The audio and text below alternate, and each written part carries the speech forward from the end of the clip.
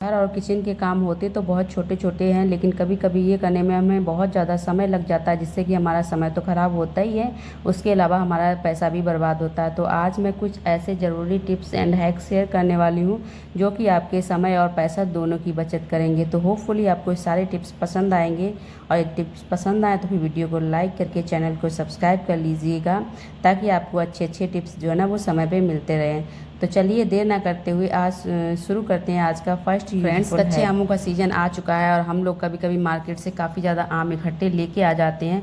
इसके अलावा जिनके यहाँ पे बाग हैं या फिर आसपास 2-4 पेड़ हैं तो वहाँ से भी आम आ जाते हैं। लेकिन क्या होता है, यदि ये 24 घंटे ऐसे ही रखे रहे एयर में तो फिर क्या होता है, जब हम इन्हें छीलते हैं तो ये एकदम पीले पीले से निकलते हैं। इनका टेस्ट जो है ना वो भी अच्छा नहीं लगता है, और इसके अलावा फिर हम इन्हें यूज़ करते हैं तो जो टेस्ट हमें चाहिए वो टेस्ट नहीं रहता। इसके अलावा ये ख़राब से होने लगते हैं। तो आज एक मैं ऐसा टिप शेयर करने वाली हूँ जिससे कि आपके जो आम है ना ख़राब हो जाते हैं, पीले हो जाते हैं, वो बिल्कुल भी नहीं होंगे, और जैसे एकदम फ्रेश आम निकलता है अंदर से वाइट सा वो निकलेगा। तो उसके लिए आम को आप क्या कीजिए, जब भी आप रखें तो आप इन्हें पानी में डाल के रख सकते हो, जिससे कि आम जो है ना जल्दी से पकेगा या पीला नहीं होगा। इसके अलावा आप कच्चे आम को फ्रिज में भी रख सकते हो, जिससे कि भी वो सेफ बना रहेगा। और इस तरह से यदि आप करोगे तो फिर जो यदि ख़राब आम है ना उनकी पहचान भी अलग से हो जाएगी, क्योंकि पानी में ख़राब आम अलग से अपना जो इफ़ेक्ट है ना वो दिखा देते हैं। जहाँ पे टूट गया या फिर चोट लगी हुई होती है ना आम में, तो वहाँ पे इस तरह से दाग हो जाते हैं। तो आप पहले इस आम को यूज कर लीजिए। हाँ, इस तरह से भी आम को बहुत लंबे समय तक के लिए ना रखें, आप 1 से 2 दिन के लिए इस तरह से स्टोर कर सकते हैं, जिससे कि आपके आम बिल्कुल ख़राब नहीं होंगे। और उसके बाद आप चाहें तो इसकी चटनी या फिर जो भी सब्जी में यूज करना चाहें कर सकते हो। तो होपफुली आपको ये टिप पसंद आई होगी। सेकेंड टिप है कि कभी कभी हमें कढ़ी बनानी होती है लेकिन हमारे पास बेसन कम है, तो एक टिप शेयर करने वाली हूँ। आप घोल के लिए जो बेसन है ना उससे आप घोल के डाल दीजिए, और जो उसमें पकौड़ी डालनी है उसकी जगह पे आप जो हमारे पास बूंदी है ना उसे डाल के बना सकते हो। कढ़ी बहुत टेस्टी बनती है, मैंने पहली बार ट्राई की थी बट जो इसका टेस्ट है ना वो बहुत ही ज़्यादा एकदम अच्छा सा आया था। और इसके बाद अब मैं नेक्स्ट टाइम इस तरह की कढ़ी ज़रूर बनाने वाली हूँ। आप लोग बनाइएगा, फिर उसका टिप मेरे साथ शेयर कीजिएगा। और आज का नेक्स्ट चॉपर एक ऐसी चीज़ है जो पास हम सब लोगों के किचन में अवेलेबल होता ही है, क्योंकि इससे हम डेली बहुत सारी सब्जियां, प्याज, लहसुन वगैरह हम चॉप करते ही रहते हैं। लेकिन क्या होता है कि ज़रूरी नहीं है कि सभी लोगों के किचन जो है ना वो मॉड्यूलर किचन हो और उनमें रैक्स वगैरह लगी हों जिनमें कि हम इन्हें रख दें तो इनके ऊपर डस्ट ना बैठे।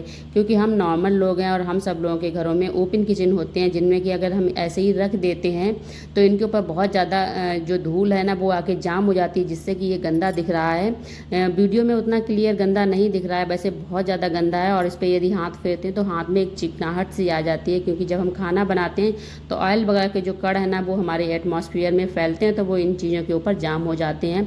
और यदि हम इन्हें बार बार वॉश करते हैं तो फिर बार बार वॉश करने से इस पर जो एक डोरी बंधी होती है ना वो डोरी इसकी गलने लगती है, इसलिए हम इसे बार बार वॉश नहीं कर सकते हैं। तो मैं आज एक ऐसा तरीका शेयर करने वाली हूँ जिससे कि आपका जो चॉपर है ना वो बिल्कुल भी गंदा नहीं होगा और बहुत आराम से आप इसे रख सकते हो। तो सबसे पहले तो आपको साफ़ करना है, और साफ़ करने के लिए आप किसी भी सॉफ्ट ब्रश का यूज़ कर सकते हो, जो हम टूथ ब्रश यूज करते हैं उसका। तो अभी आप जो गंदा है और साफ़ वाले में अंतर देख सकते हो कि कितना साफ़ वास्तव में हमारा होना चाहिए। और ये तो चीज़ आपको पता ही होगी कि ज़्यादा हम इसे यदि साफ़ करेंगे तो इसकी डोरी गीली हो जाएगी, तो ये जो है ना डोरी गलने लगती है। इसके अलावा जो इसमें बोल्ट लगे होते हैं स्क्रू, उनमें भी जंग आने लगती है, इसलिए हमें इसे बार बार वॉश ऊपर वाले ढक्कन को नहीं करना होता है।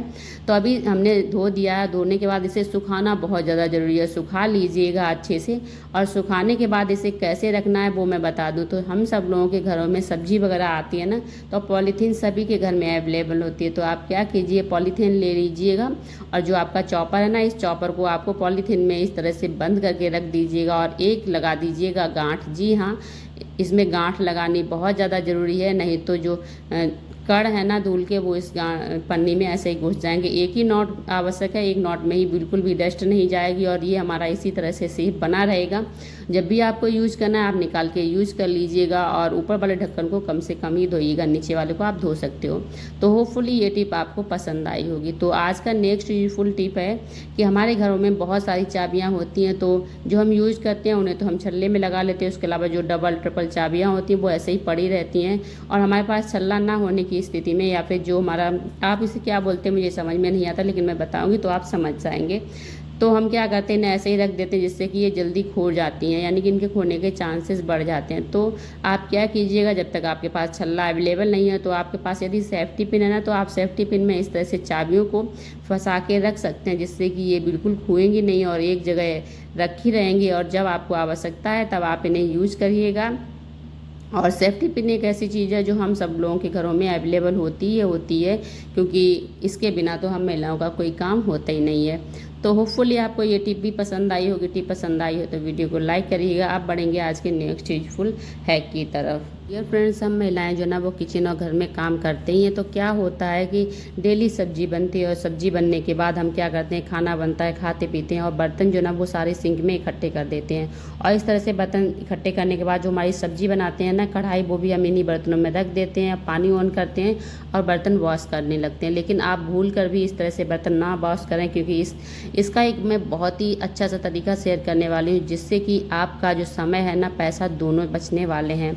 तो आपको क्या करना है कि जब भी आपको बर्तन वॉश करने हैं तो आपको कढ़ाई को अलग रखना है। कढ़ाई को इन बर्तनों के साथ में वॉश नहीं करना है, क्योंकि यदि हम कढ़ाई को इन बर्तनों के साथ में वॉश करेंगे तो बर्तनों में जो सब्जी लगी हुई है, सब्जी यानी कि उसमें जो ऑयल लगा हुआ बहुत ज़्यादा चिकनाहट वाला, वो ऑयल पानी चलाने से हमारा इन बर्तनों पे लग जाएगा और इन बर्तनों को साफ़ करने में हमें अलग से मेहनत लगेगी। उसके अलावा जो हमारा साबुन है ना, वो भी डबल से ट्रिपल लगेगा, क्योंकि नॉर्मल इनमें चिकनाई नहीं होती है, इतनी ज़्यादा नहीं होती है कि इनमें बहुत ज़्यादा साबुन लगाने की आवश्यकता हो।